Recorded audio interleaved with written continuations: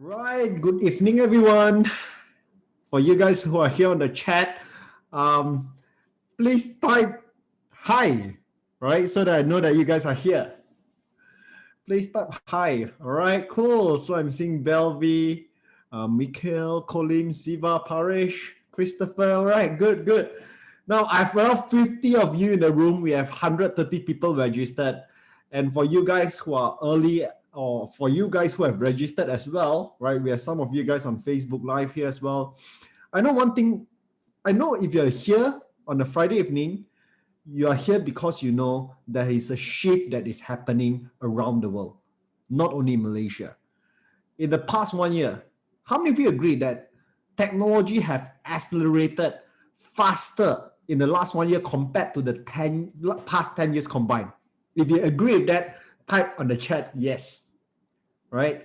If you agree that COVID has caused technology to accelerate so fast in the past 1 year, that is far greater than the past 10 years combined, right? Type on the chat yes.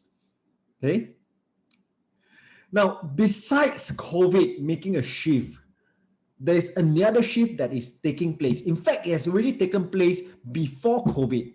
Because I still remember more than 10 years ago when I visit China, anything that was made in China used to be a copycat. Right? If you guys remember those days, right? Please type on the chat copycat. Right? I still remember when I went to China, you could see the copycat of Nike, the copycat of KFC. Almost everything was a copycat. Right? In fact, some of these KFCs actually have Colonel Sanders, yet it was a different logo. Okay? But in the past few years itself, China has accelerated so fast that the brand of made in China is no longer just a copycat. They have become an innovator. And if you look at the recent news, I was watching YouTube recently, the Western news was talking about Grab. And they were saying, there's this company in Southeast Asia that is going IPO. It's called Grab. They are called a super app. And then they were discussing what is a super app. And these are Western medias, right? These are Western commentators. And they were talking about, well, oh, wow, Grab is so smart. They came out with this super app thing. But come to think about it, who came up with the whole concept of super app? It was actually China. It was Tencent who came up with the whole concept of super app. And Grab was merely copying what Tencent was doing, and they moved into that direction, and now they are going IPO, and they are making Southeast Asia proud. So gone are the days where the Chinese are a copycat of the world. In fact, today, many Malaysian companies are copying China. If you agree with that, please type on the chat, agree. Yeah. If you agree that China has been so far ahead of us now that we Malaysians have to copy from China, right? Type on the chat, agree. Right. So in the past few years, I've been making the effort to visit China at least once a year. The reason I visit there is because the problem about Chinese is there's not much information you can get on Google. So you kind of have to travel there to go and see it for yourself. And the second thing about Chinese is this. Every year you visit China, there's something totally new. Right? The market is moving so fast, right? That every single year you are seeing something new. Yeah, John is saying that time you were sharing in Sunway University, China was still a copycat. Yeah, that was around 10 years ago, right? But today you look at it, China is moving so fast that every single year you visit them, everything is new, right? So I didn't really had an opportunity to visit China last year for obvious reasons because of COVID-19. And I still try to go on all these Chinese platforms to really learn. But there wasn't much information I could learn because one thing about my Chinese is also quite horrible. I'm considered what I call a banana, which means I look Chinese, but I can't even read or write in Chinese. I can understand a bit of Chinese. Right? So when I go on all these platforms like Xiaohongshu or Douyin, they are like the Instagram version of China. Sometimes when I listen to these speakers, I couldn't really understand because they speak Chinese so fast with the Chinese terminologies, and there's nothing much I could really gain out of it. So when a friend of mine, his name is Kevin, I met him in a learning event a couple of years ago. I think it was around 5-6 years ago. We connected on Facebook, and then recently he kind of posted on his Facebook, he said, I'm launching a book, and the book is called China's New Retail. And he said, who wants this book? So I had the privilege of being his friend on Facebook, and he said, I won. And he immediately sent me a copy of this book. Right? This is the book. Okay. Roadmap for China's New Retail. Okay. Why we came to this webinar today is because of when I went through the book, I was pretty shocked. Because most of the case studies, around 70% of them, I have never seen these companies before. And I will let you know, I'm one of those guys who used to travel to China every year to get a feel of what is happening in China. Yet 70% of the companies that they shared in these case studies in this book, I have never heard of them before. So I said, hey, I tell you what, can I invite you guys to come over? And they were very gracious. They said, yeah, we would love to share. They have never shared to a Southeast Asian audience before. So this is their virgin appearance in Malaysia's webinar, right? So I got them to come and share. And they're here with us today. And right now we have around 80 of you guys in the room. Okay. Some of you guys are on Facebook, right? So this is what we are going to do today. Today, how I will be conducting this session is I'll be inviting Kevin and Kenny to share a bit about the book first. In fact, they have prepared a slides. Okay. Now, through the course of their presentation for the first 30 minutes of this entire hour, while they are sharing their presentation, there will be times that I will be jumping in as well, just to make sure I give you more context of what they are talking about. Because sometimes they will use certain languages or certain companies that may sound alien to you. Because these are companies that are big in China, but if you have never been to China, in Malaysia, you probably never heard of them before. Okay, so sometimes I will actually jump in to make sure I give a more context to the Malaysian audience. Okay, now the second thing that I'll be doing is after these 30 minutes, we will be having a Q&A. So for all of you guys who are in Zoom right now, I highly encourage you, if you have any questions at all, go to the Q&A button right below the Zoom, right? Click on the Q&A, type in your questions. Later on during the Q&A session, I will help you to ask these questions. Okay? And the third thing is, if you guys are on Facebook, I highly encourage you guys to click on the Zoom link, come to our Zoom session, because this session on Facebook will only last for 15 minutes. And then after this, everything else is going to be on Zoom. Right? Okay? So without much further ado, I'd like to invite Kevin and Kenny, Dr. Kenny, right? Hi, Kevin. Hello. Hi, Dr. Kenny. Can you hear me? Yes, yes. Nice to meet you. Hello. Nice meeting you. Hello. Hello. Good to see you, Jonathan. All right. Hi. So let me just introduce Kevin and Dr. Kenny first. Kevin is a friend. He's an author. Now, before he became an author, he was actually, he's still an entrepreneur, right? Yeah. He runs a business called SC Storage. They are the largest mini storage operator in probably Asia. Am I right to say so? Just Hong Kong and not anymore. Second biggest, maybe. Second biggest in Hong Kong right now, right? And Dr. Kenny is a professor with Jiangxi University of Finance and Economics. Yes. Right? So we have an entrepreneur and also a professor, an academician that came together for this book. I'm not just a professor. I'm also, a responsible officer under the Securities and Futures Commissions. Wow. I'm a senior management of listed companies over 25 years. Wow. So this is I have a practical experience in the commercial world. Yeah. Okay. Thank you so much. Mm-hmm. So Dr. Kenny is not only an academician, he has amazing experience in the corporate world as well. Yeah, sure. Right. So what we have got is today, they will be sharing with you guys the presentation. And one thing I love about the entire presentation, because before this we were going through the slides, is a lot of these contents are things that you guys can't find on Google, right? And not only they're going to share with you guys certain tactics, concepts, and strategies that they observe, they will also be sharing with you guys their personal experience of Sure. running business, scaling up business in China, Yes. right? So I highly encourage all of you guys who are here right now. There's already 100 of you guys in this room. Prepare your notepad, right? I'm preparing my notepad, right? Take down some notes. There are some very interesting concepts as well, right? I just want to put a bit more context here.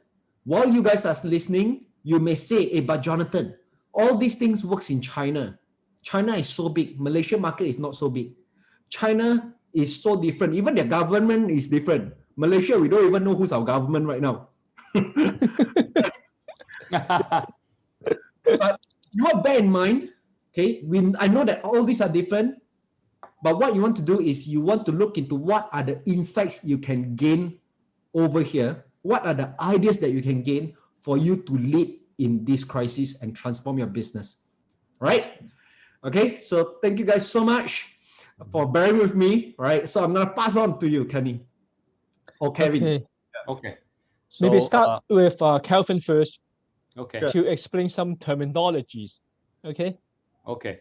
So let me share my slide. Share screen. Is it share screen here? Yes. Okay. I just give Okay. some examples of very famous startups or business in China that is very popular in China right now, and I don't think it's very known in outside China. So I'll share 3 examples, and I'll give you some practical examples of my friends, my actual friends I know that's trying to move into the China market. And then afterwards, I'll let Dr. Kenny to take over, and then we can answer some questions. So the first one would be Saturn Bird Coffee. Can you click full screen so that we can see Oh the yeah, whole? sure. Sorry about that. Okay. Yeah. Yep. Yeah. Have any of you guys heard of Saturn Bird Coffee? I guess outside China, it's not very popular. Actually, Saturn Bird Coffee is only started for about 8 or 10 years, but because of their unique packaging and their social media sharing, they has actually beaten Nestle, the #1 coffee maker in the world, with over 80 million shares US dollars in sales in Double 11, just that one day alone. Because of their unique packaging and their patented deep freezing and processing techniques, their coffee is very unique, very fresh, and their viral campaign is very attractive. It's not like the older generations, right? So this is a very unique brand. It started by people under 30s. It started by people who are born after the 90s. So this is a very unique business. The second one is Shee. Shee is a fast fashion company modeled after Zara or H&M. The word fast fashion comes from, I guess, Zara and H&M. But because of their system, they became even faster than Zara and H&M because they don't have any shops. They sell everything online.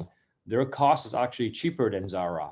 $12 is their average unit per item of clothing versus $18 in Zara. And their fast fashion is typically in Zara, it takes about 20 days from design to production to be in the store. Shee only takes about 14. And because they capture most of their audience on social media, they very meticulous and very, very focused on how it looks online. The photo quality of their product and their clothing is very, very unique. And the app also add to the stickiness. Currently, they're doing close to $40 billion in sales right now, which is higher than Zara and H&M. So these companies are not very old. They're very, very new, and they are able to scale up very, very, very fast in China because of the sheer size of the middle class and the big economy right now. The third one is National K. National K, everybody in Malaysia or in Hong Kong likes to go to KTV and sing, right? So Tencent made this app called National K app, where you can sing on the app. And when you sing, you get K coins. The K coins is probably on the blockchain, and you can give K coin to people that you like, and you can receive it when people like your K coin. So it's like a community. Further VIP services such as tutoring of how you can sing better, promotion of your songs and lyric production by professionals, or matching you with other people for duet singing. So when you have a very, very big economy with a lot of big population, things like this can be built. So National K song has actually become like an ecosystem of singing in China, right? And it's allowed a lot of people like all over China to escape poverty and become famous and to be financially free. A good example in our book is a hairstylist in his 20s. So his day job is just a mundane like hairstylist. But at night he sings. He sings every night, and because he's so good at singing, he has gathered 4.5 million fans, and his income is multiple times of his day job. Right. So this is more like democratic chance for everybody to have a chance to make it in the world. So there's liberated a lot of resources and a lot of opportunities for the average commoners just to be a celebrity or just to promote themselves online in China. So this is, I think, a very, very key slide that you guys should remember or copy. Maybe Jonathan can assist me to share it later. I got from my friend Richie. So there are many, many different apps in China. And so what is the resemblance, or what is it like of the Western resemblance? So this is a good thing to share. Maybe like, for example, Weibo is a hybrid of Facebook and Twitter. Douyin is actually it's pretty unique. Maybe Xiaohongshu is a hybrid of Instagram and Pinterest. And also, besides, what's their copycat version? I wouldn't say copycat version. What is the resemblance version? Sorry. What part of the funnel are you looking at? Are you looking at the marketing funnel? Are you looking at the awareness phase? Are you looking at the conversion phase? So at the bottom, you can see which part of the funnel are you attracting the customer. So this is a very important piece of the puzzle if you want to understand Chinese market. And now I would like to go on some case study that I know. So Karina Lau is a friend of mine, and she has a red wine vineyard in France. So she used my friend Richie and to do selling of her wine in China. It's doing very, very well, and she's able to multiply her income, like before using Tianmo and all the platform via my friend, and just going to the platform. She's really make a very, very good income from this going into the platform. But bear in mind, the platform is not cheap. Just the marketing and going on the platform will cost you about maybe roughly about 20 to 25%. If you want to include logistic part, if you want the products to be delivered on your behalf, it will probably cost you anywhere from 35 to 40% of your total revenue. So I would say if your scale is not that big, you need to expect to spend some money and to burn some money to develop China. So you cannot be like a small company and just give to them and share a small margin. There are some basic entry fee to go to China.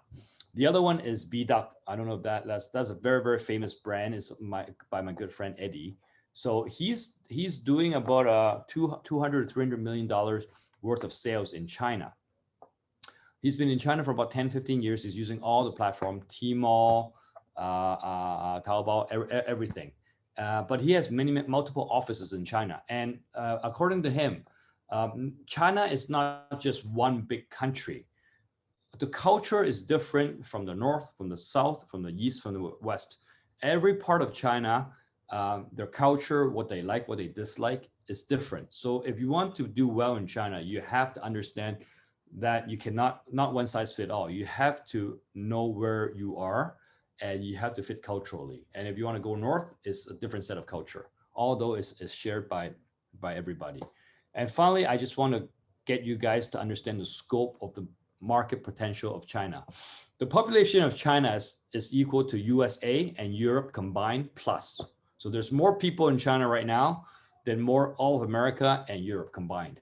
And the retail spending is growing at 10% plus. So that's the potential we have in China. And because it's one country, all the regulations, all the tax system, everything is one. So instead of going to the US and Europe and different countries, you have to deal with multiple red tapes and hurdles and governments. If you go into China, although it's culturally different in some parts of everything is uniform. So it's tremendous opportunity. So I leave it to that to Dr. Kenny and Jonathan to continue the webinar, and we can do some Q&A later. Thank you. All right, thank you so much, Kevin. Yep. And now we have Dr. Kenny. If Hello. you are learning something new so far, please type on the chat yes. Right? If you're learning something from Kevin's session so far, please type on the chat yes. Okay. All right, good. Okay. Can you see the screen? Yes. Because this is this presentation is a typical a slideshow for the corporate in Hong Kong. So I didn't trim it out, so I maybe jump a little bit. Okay. Okay, something can be. This is my description. I'm a professor and a responsible person, and as an INED of some listed co and over 20-something years in list property companies. This is my description. And I will, you know,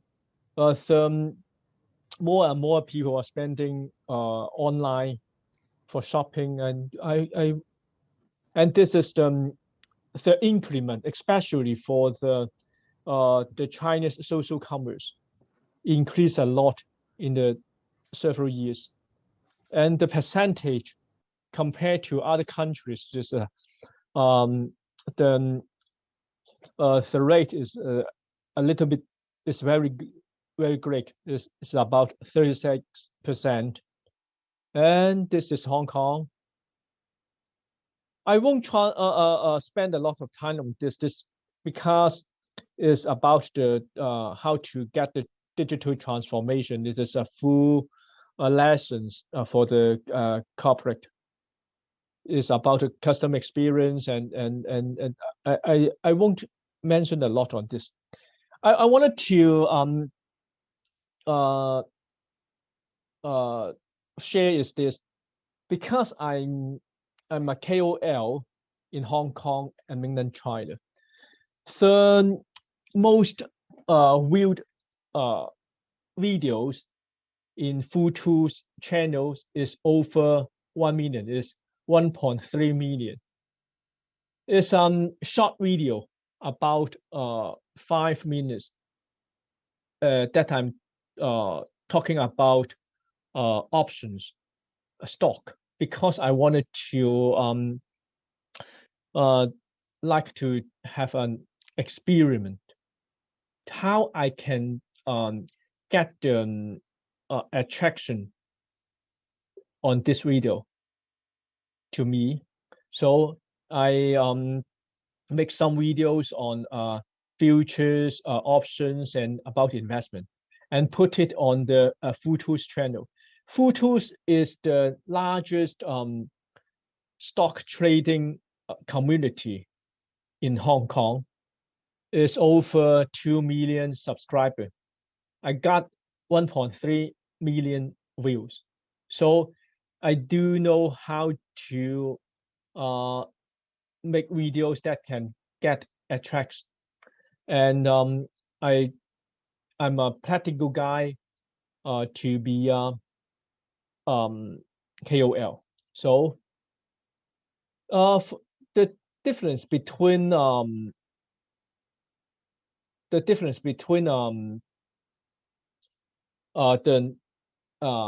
new retail and old retail, to my point, is the efficiency. How you can deliver your products from the retail to the customer, to the consumer. This is what I define the new retail. Compared to the old retail and new retail, is not a lot of different. For example, it is talking about the traffic, the conversion, average price, and repeat purchase. For example, it is the same as it for the old retail. For example, you rent a shop, or maybe you selling clothes or whatever, except you rent shop with high traffic. But for online, you should get more domain traffic. How to get the domain traffic is very important in China. You know, in China, we have 1.3 billion population here. How to get this traffic? It might be using the Douyin or Kuaishou. That is the short video. It is very popular in the world. How to get the notice? And then the second thing, when you get the notice, how to convert to buying your goods or spend monies on this. And it depends on the average price. For the high value products, the conversion rate may be a little bit low. For the average price is cheap, the conversion rate will be high. In average in mainland China, the average price for online sales is 300 RMB. After that, if you have good customer service or the goods you're selling for them is a good quality, and it will be repeat consumption. That is the universal equation for old retail and new retail. Tonight, I wanted to let you know how to get the traffic. In Hong Kong, maybe I'm the first, maybe so-called knowledgeable KOL in Hong Kong. Why I do this? Because I find, you know, 5 to 6 years before there are very famous KOL in mainland China is so-called Fatty Law. Is a fat guy. He just record a video and play it once a week. After a year, he can set up a fund for investment. When I find this, I wanted to copy it to Hong Kong. After several years to perform like this, I really get fund on invest in industrial park in China, and another fund is for green economy, is for the new energy. So the experience of me to copy, I'm just a copycat of Fatty Law, and it can be successful. So I think mainland China has lead the world very great. How I can get the traffic in China is depends on how you hard to have the live broadcasting. For the KOL in PRC, they do 4 hours live broadcast every night. For the entry requirement, you should pass 60 days, 4 times 4 hours broadcasting every day. This is the entry requirement. After you getting the hurdles, you might you might get some fans, because in China, when they look or maybe entered for the platform for the live broadcasting, they are ready to consume. So this is the most updated situation in China. Compared to 2 years before, they need to preheat their products or maybe they have to make you get well known. But nowadays they are just go live broadcasting. Even nobody know you, because as I said before, in mainland China it is over 1.3 billion. Just only 0.1% in they take a look of your live broadcast is a huge number. And if they spend some consumption on you, they will be a lot of turnover will be on this. So this is about consumer. And I wanted to talking about is the different types. There are, in mainland China, there are two major different presentation. One is in Douyin, or maybe in Western is Instagram. Douyin is an immersion immersion style. That means they can go through just pulling up. The domain traffic is very great. It's like it's like department store. The viewer didn't know what they wanted to view. They just go through. But we can do the live broadcast via Douyin. But the target customer is not yet located very well. This is one kind of the most used in China. And the second one is something like Taobao, Meituan, is something like YouTube or some have a special purpose. When they enter this platform, they have a special purpose. For example, for travel or wanted to buy something. The real rate compared to Douyin may be, as I practiced before, it might be 1/4 of Douyin. But the hit rate or the conversion rate is very high compared to Douyin.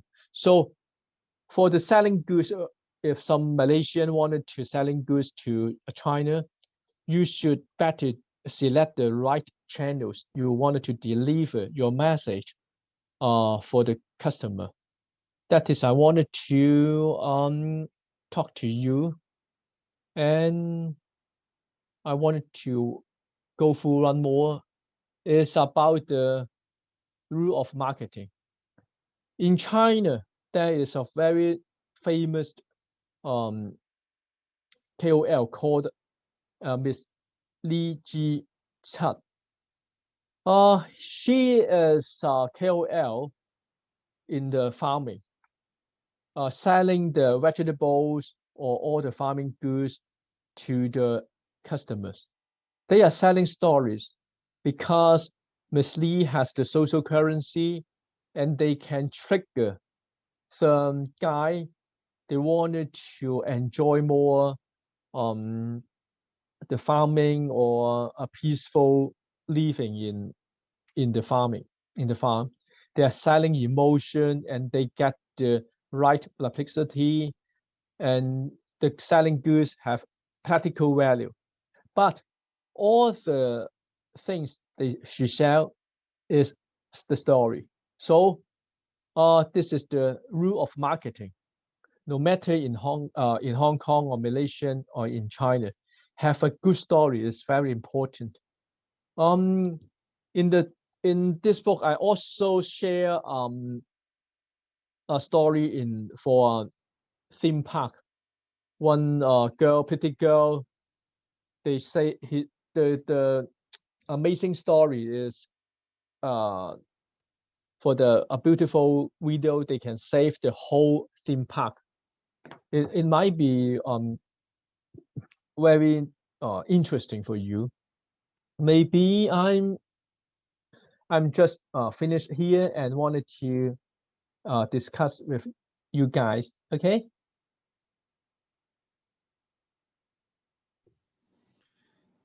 All right. So thank you so much, Dr. Kenny and also Kevin. Ray is saying, Chris is also saying, how can I buy this book?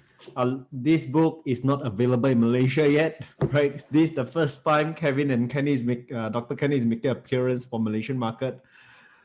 But later on, towards the end, we'll share a link where you guys can go to this link and you can buy it directly from Amazon. All right? Yep. Jeremy, yes, it's in English. Okay. So what we are going to do right now is we have around 35 minutes for Q&A. So what you can do is you guys have any questions, go to the Q&A box. You can type it out there, right? Don't type your questions on the chat, okay? So I'm going to start with the first question. Dr. Kenny, you mentioned that you actually became a KOL yourself. You started doing videos, you had millions of views, and after that, you kind of built a fund.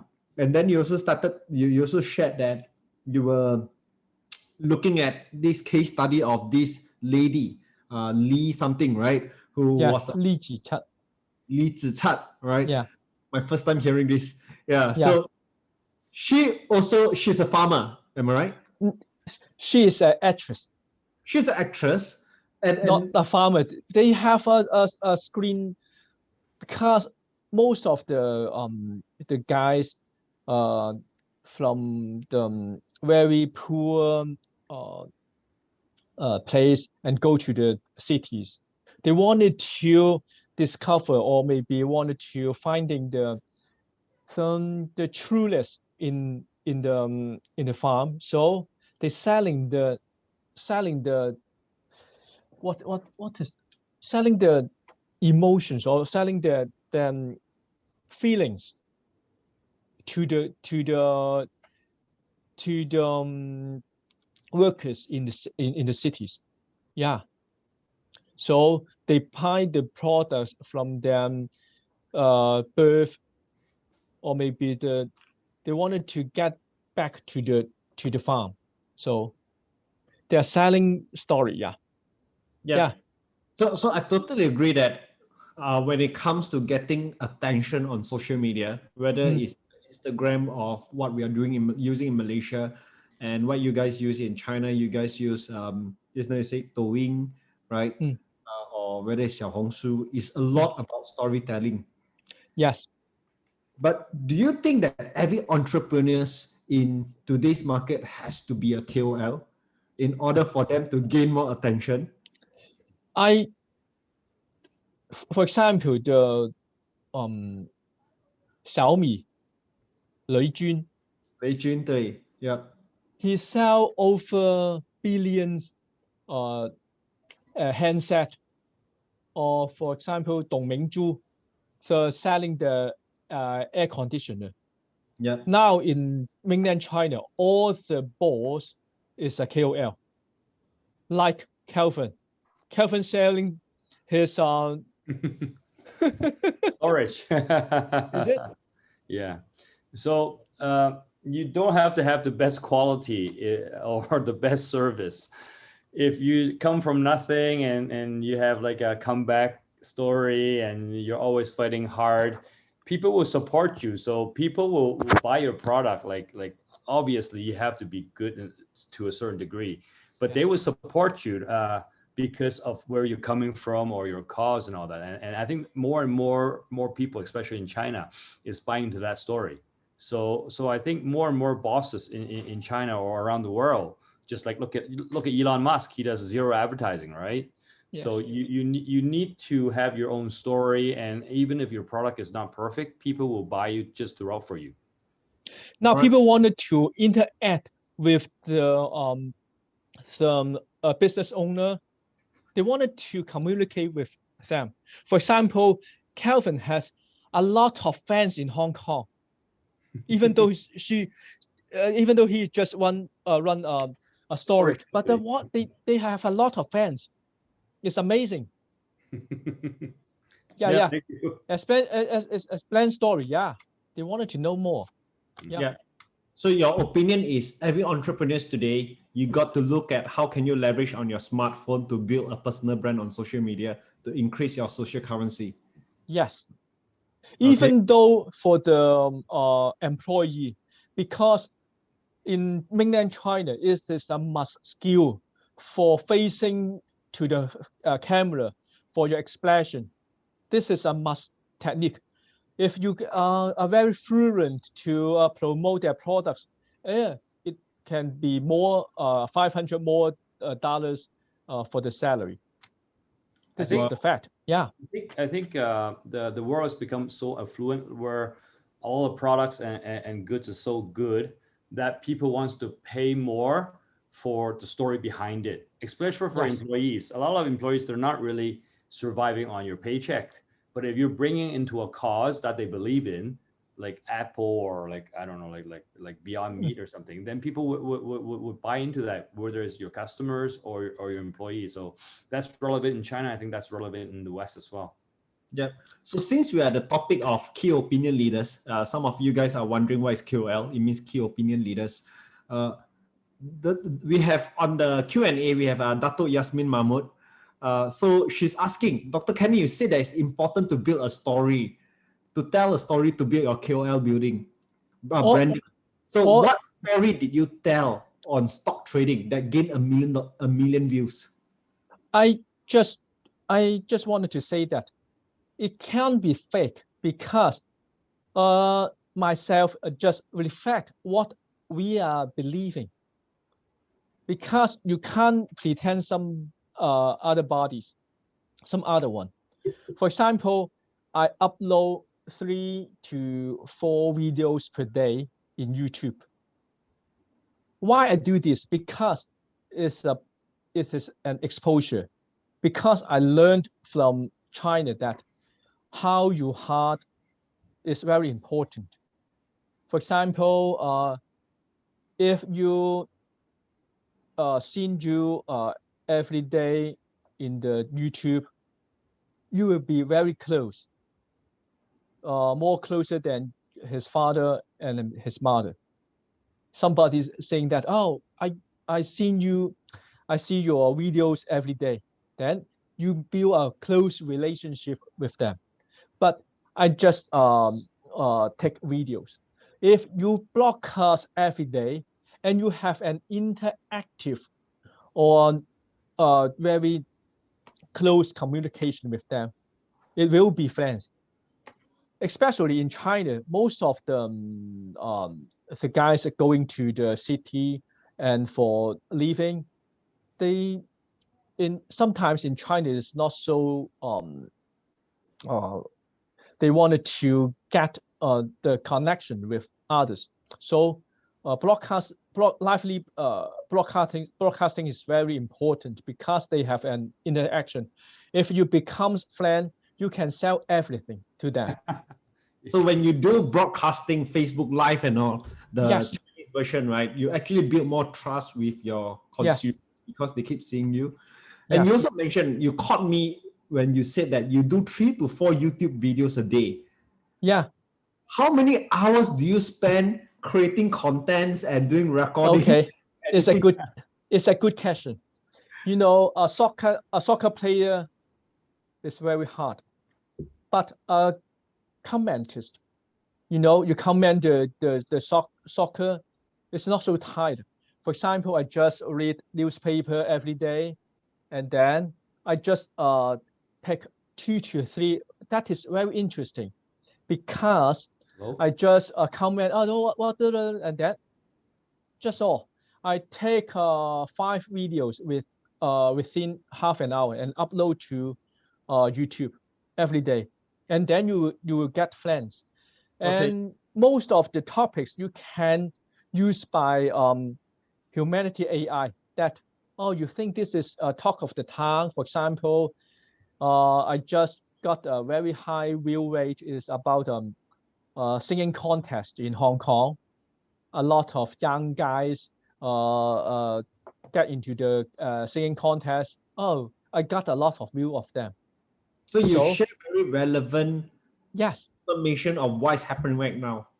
Yeah. Based Or on your view, maybe yeah. sometimes I create some that is interesting. For example, I'm talking about love crossover business. And How to use the MBA, apply them to the love issues. Maybe interesting, yeah. okay, so back to Dr. Yasmin's question is like, when it comes to stock trading, what kind of stories do you generally tell to gain 1 million views? This is more practical one.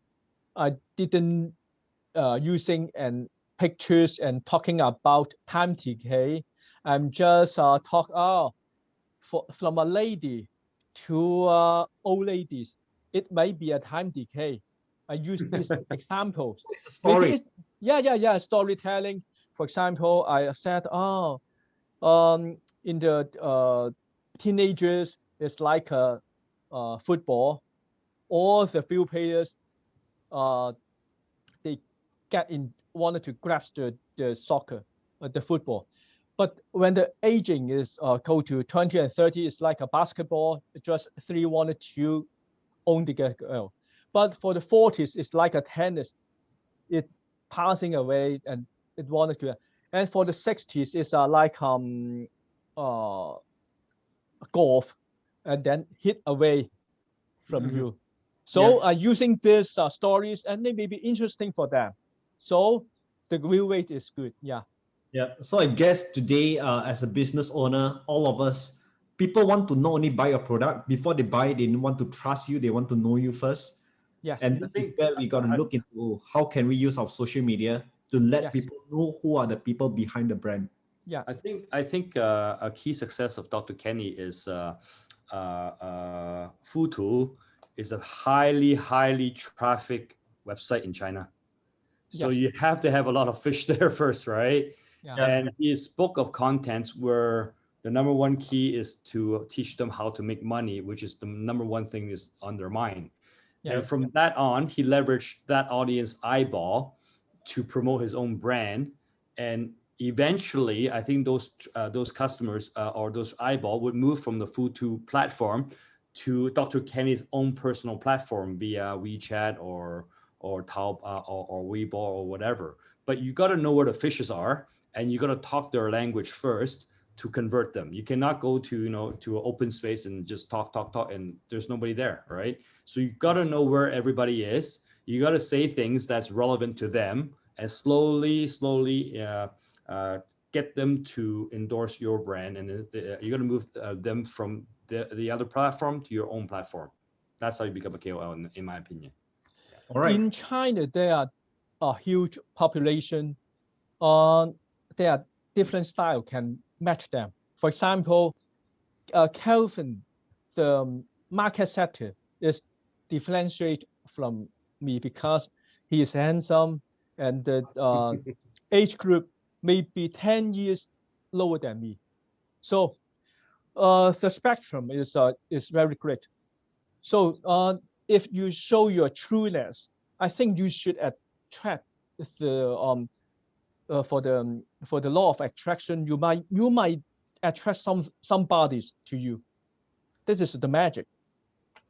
So Dr. Kenny and Kevin, we have few questions where some of them are asking, but what if we are non-native Mandarin speakers? Is it okay if we communicate in English in these platforms? I think the population will be trimmed down a lot. I don't know, but you should try to do so. A very successful guy is a Malaysian or Singaporean is called Wang Mingji. They know how to play as a KOL. He do a lot of jobs in mainland China and crossover with Wang Li Huang. Yes, Li Hom. Yeah, Li Hom, yeah. Okay. So we spoke a lot about KOLs. I want to go into something else, right? You just now used this case study of Satan Bird who beat Nestle. In the recent years also, we are seeing like not only Shen beating Zara and H&M, we have also seen Luckin beating Starbucks. Recently, these past 2 years, Genki Forest has also beat Coca-Cola in China. I noticed there's a trend that is forming here because 10 years ago when I went to China, the Chinese will always want to use something from the US or from the Europe, right? Anything that is non-Chinese is better. But today, what I am observing, especially these past 3 years, is the Chinese now have a pride of Chinese product. What do you think has actually happened that created the shift that now the Chinese are actually proud of the Chinese products? I think has a certain degree of politics into it. I think the West and China is not seeing eye to eye for some time now, and Chinese nationalism is at an all-time high. Yes. Because of that, there's a lot of like trade wars and embargoes and all that. It's a very good opportunity for local Chinese brand to be established. The greatest thing that the Chinese government can help them is not subsidies, is to stop foreign brands from dominating China before they have a chance to become big themselves. So right now there are many brands in China because of politics or whatever that's given them a chance to grow up. Having said that, I think like Malaysians or other companies can still go to China. They just have to rebrand themselves to be more localized. I mean, you will not have a very good chance if you're saying, oh, we're from US or Malaysia or whatever. But if you partner with somebody or if you make it like a Chinese brand, although you're owned by like mostly Malaysian, I think you still have a very good chance to make it in China. Yeah. You know, when you say this, many Malaysians are actually very happy because just now you show those numbers where you showed China versus US and Europe, and you're saying that Chinese are actually receptive to Malaysian brands. I know one thing for sure, many Malaysians are saying, hey, if I can expand to China, wow, what already, make a lot of money already, right? So what do Malaysians have to do, right? What are the kind of things that Chinese are looking at Malaysians that they think that Malaysians have a superior product or superior brand or service? Do you mind to share your comments on how Chinese are looking at Malaysians? You wanna? I think your Malaysians should spend some times or no more Chinese. You should spend time because the culture is totally different.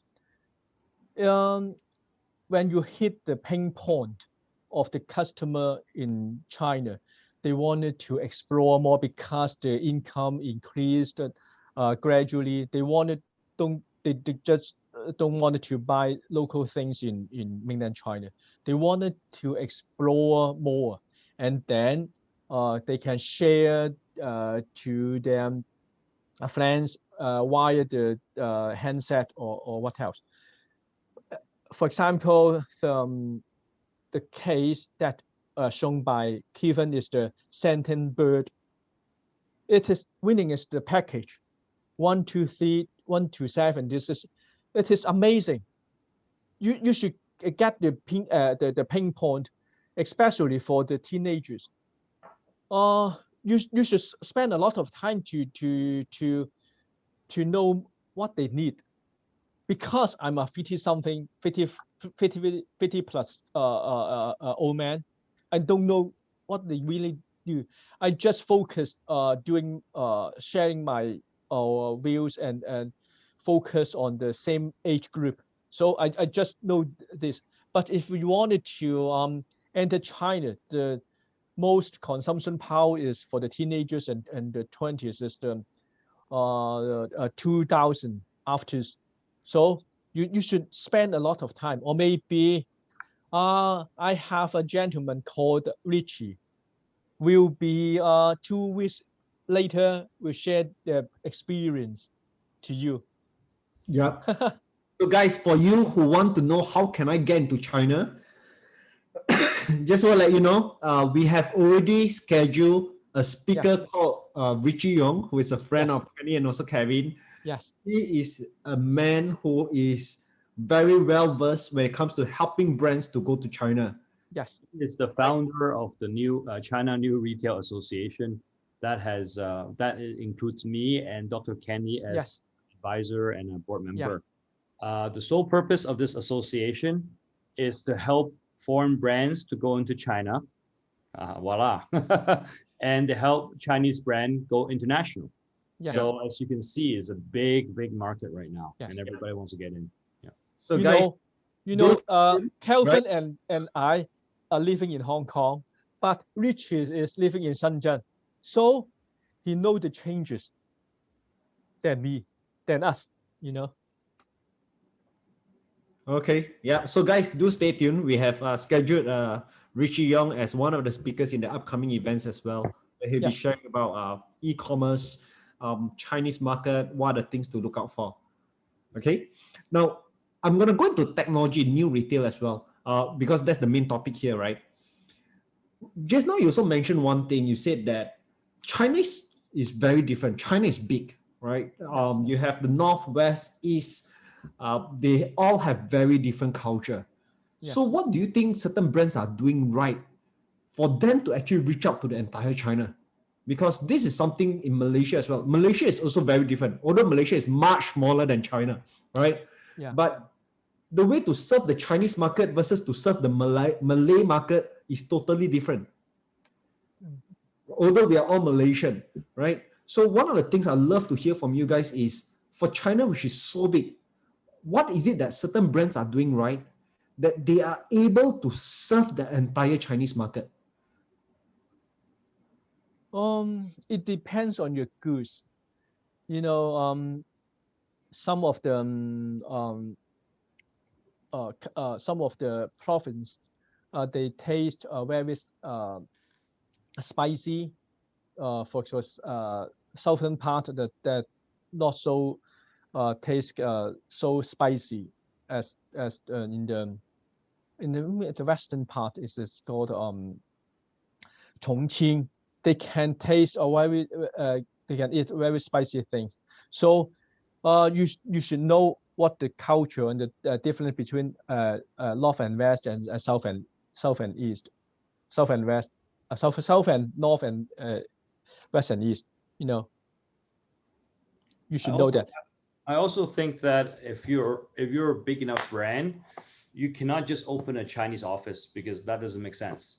I know many multiple brands like Franco that when they went into China, they open a Shanghai brand, a Shanghai office, and they open a Shenzhen office, right, and a Beijing office, and they have a separate budget. They have a separate like management team because the people there knows the culture. They know how to attract eyeballs. So don't consider China as one big country, but multiple places, right? And every place is unique. And if you want to open China up, you cannot have one size fit all strategy. You need to have like multiple strategies for each province and town. But the platforms are similar, right? So the strategy is different, but the platform are similar. Yeah. I wanted to share example to you. 10 years before, Coca-Cola and a jockey club in China, they have found some intermediaries to enter China market. But even though the intermediaries didn't realize this is have a Western version of WeChat and mainland China's WeChat. They place the a different advertisement, so they spend a lot of money, but no Chinese can view this advertisement. It is make a big mistake, and even though becomes a comic there's everybody laugh at the top management. So you should hire a right guy to get the right way to China, because a lot of cheaters they said, oh, I'm no Chinese very well and you can spend it. You should better to find it have a good chat record and demonstrate how the successful case to you, because China is very big, you know. I also want to point this out is we had the protest in 2019, and I know a lot of people that was on the wrong side of the politics, and despite the success they had in China, overnight they're off the racks.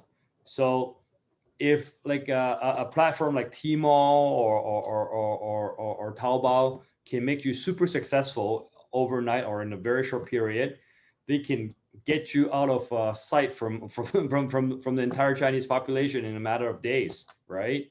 One of my good friend in Hong Kong, he sells a tea. He sells like a tea, right, in China. So we had to protest, and then people said, "Oh, he's supportive of the police," and all he said was, in one of the staff was made a statement of, "Oh no, we didn't say that. We didn't say we support the police." Just because he said that, his entire product line was off the shelf in China until now. It's been a year and a half already. So it's not just about business. Politically, you have to be very, very careful. You have to make the right posture because the platform are so. There's only a few platforms that make you successful, right? And once you're blacklisted, it's very hard to get back on. It takes a lot of time and effort. Well, I think it's pretty scary, especially for Hong Kong, when politically it Yes. looks pretty shaky as well. But don't worry, Malaysia is joining you. We are also pretty shaky right now.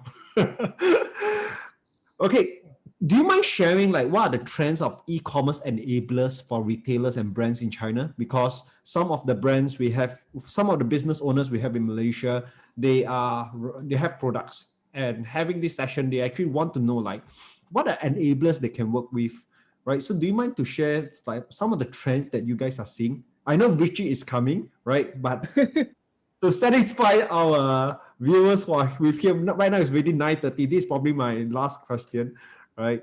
So love to get you guys to share your point of views. You mean enablers, like you mean e-commerce platforms or people who help them get on the racks? Yeah, to get into the Chinese market.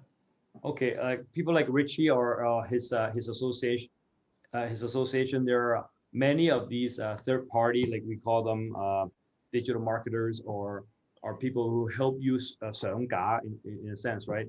Who help you get listed on Taobao or Tmall and all that. And again, I think the fees charges from 20% to 40%, depends if you require logistics as well.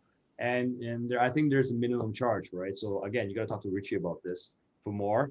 And also, I want to say it's not just because you hire him and right away you can be on Tmall and all your products can be seen around China.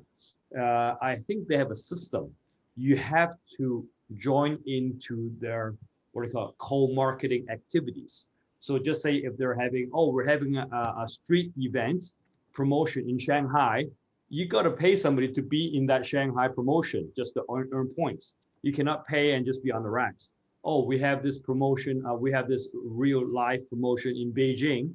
You either got to send somebody there or you got to pay somebody to be in that presence. So all these little efforts earns you points to get higher and higher exposures in the various platforms. And one thing, like just say if they have the Double 11, the Seung Sub Yet, right? The Seung Sub Yet Yes. day, you have to have something very, very cheap to offer that day.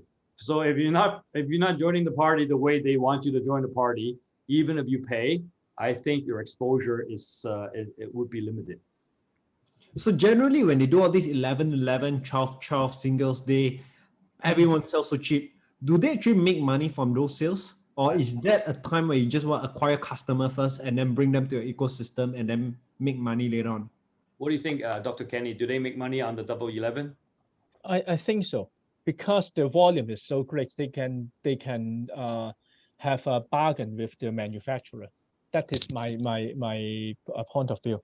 I wanted to rephrase something that that is a jargon in China, is so called is the middleman is called a multi-channel networking. This is the MCN company.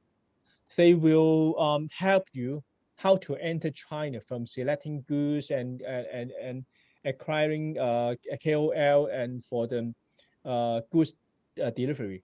I have read some Q&A question. I wanted to answer one before finish. Someone have asked me that can Malaysia seller use China Douyin to broadcast and to sell to China? You know, China is so-called communist, and they are controlled. They are afraid some Western thoughts or maybe some anti-government feelings or thoughts spread into China. So there's some agency can qualify you wouldn't spread this kind of thoughts to China. They can hire them via their Douyin channel to enter the market. You know, in Hong Kong, they are not permitted to have a broadcast, direct broadcast to China, except via this approved or accepted channels, because they can't arrest you when you say the wrong things. So you should mention, you should take a look at this. Yeah. All right. So China is definitely a big market, but Yeah. when you get to China, be very careful as well because they are not as liberal as Malaysia. Yes. It's after all still a communist country. I still remember, I think it was last year was it last year or this year when Jack Ma said something wrong about the government and then he went missing? Right? Yeah. This year, right? Yeah. Yeah. That was when the Alibaba price crashed from $300 to around 220. I was following the whole news. I was thinking, wow, even Jack Ma can get hit, right? So I know one thing for sure is the Chinese government, the president is a no-nonsense guy, right? Don't try to mess with me, that kind of person. So you guys all remember this. If you get to China, there are a lot of things to look at as well because even your WeChat, they don't use WhatsApp, they don't use Facebook, they use WeChat.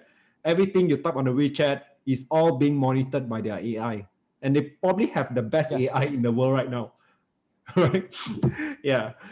So guys, first of all, I want to thank you guys, Dr. Kenny and Kevin, for being with us today. I hope you guys have gained a lot of value. Some of you guys are asking, where can I buy the book?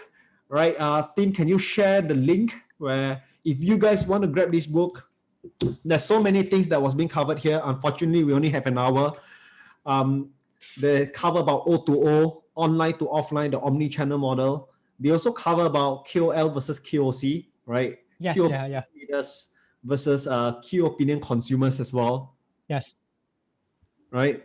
So they actually covered a lot of different things. There's a lot of case studies as well from real estate businesses to fashion, right? To even coffee. Yeah. So a lot of these businesses are very, very new, even to me. So I highly encourage you guys go and grab it. Yeah. So the team will be sharing the link, right? You will be sharing the link on the chat, right? If you guys want to grab the book, you can go to Amazon and grab it over there. Okay. Yes. And as I promise you guys, this is not going to be the first, and this is not going to be the last, right? This is going to be the first of many. We have in the next session is actually Aaron, right? So Aaron is also a contributor to your book. I remember I saw his name somewhere, right? So Aaron Pang is a strategist and author, where in the next session, which will be in 2 weeks' time, I will be inviting Aaron to share on why digital transformations fail. Okay, so he'll be sharing on what you can do as a business leader or CEO to transform digitally without chaos and how to stay ahead of your game. He's also the author of this book called Reborn Digital, right? So for you guys, you're looking at digital transformation at a deeper level, do come for this session. Okay. Okay. Yeah. Jonathan, holding it, right? This book is written by Aaron. Yeah. It's about the digital transformation, but it is in Chinese. Okay. I just give you a look. Yeah. So Reborn Digital, the English name. Yeah. Yeah. All right. Before we go, any last message you have for our viewers here? Yeah. Kevin said first. Yeah. Say first. Yeah. So don't underestimate China. I think you need to know both sides as the U.S. and China's tension goes on further and further. You need to understand the tech in China because not everybody's going to use Facebook and Google and all that, right? Yeah. And these things are on an exponential scale. So the things that you think is not relevant right now, they're not growing at a linear rate. It's exponentially growing. So before you know it, it's going to take over the world. So your business needs to change soon. You got to know what's out there. Otherwise one day you're going to wake up and you have a completely new, different competitor that stole your business. So there, that's mine. Okay. For my, I just wanted to the COVID-19 will be passed over, and then I can be offline to meet all the circle members with physical touch. Yeah. Yeah, looking forward. So for you guys who are listening, I hope you guys have gained some new insights. If you already on Facebook and Instagram, one of the things I highly encourage you guys to do is go and download Douyin, go and download Xiaohongshu, go and download WeChat. I think most Malaysians already have. Yeah. And over there, you guys will be able to gain a lot of insights as well. And don't forget, go and grab this book, right? Amazing book to finish within an hour. So thank you guys so much for being with us on the Friday evening. And thank you so much, Dr. Kenny and also Kevin. All right. So I look forward to see you guys in the next session with Aaron Pang. Thank you so much. Okay. Thank you, Jonathan. Okay. Thank you. Thank you. Bye-bye.